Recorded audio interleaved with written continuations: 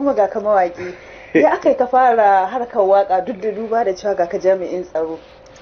To shi aiki na jami'in tsaro aiki ne wanda mutum yake samu daga baya na gwamnati wanda kowa zai iya. Ita kuma waka ilhama ce, baiwa ce ta Ubangiji, in ya baka dole za ka yi. Ban taba zaton zan zama jami'in tsaro ba, amma mawaki na san insha Allah zan zama mawaki tunda ina da baiwar waka. Tuni ina harkar waka ta tun ina yaro dai, tun ina yi ni kadai har na fara zuwa studio. Tuni ina harkar waka ta tun ina yaro dai, tun ina yi ni kadai har na fara zuwa studio.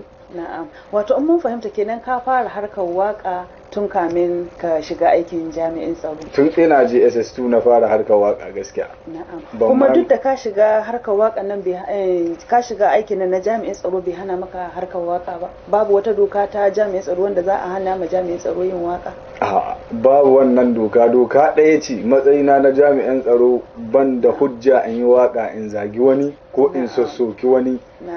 A matsayina na jami'in tsaro, amma duk wakar da zan in dai ba suka ba ce aiki na ba zai hana min ba. Na'am. Yanzu duba da ka ce mana tun can baya ka fara harkar waka tun kana da matashi, yanzu ka kai shekara nawa kana wannan harka ta waka?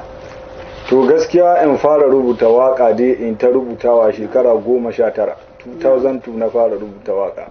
Na'am. Amma in shiga studio in fara rera waka 2007 na fara rera waka. Shekara 14 yau da fara rera waka.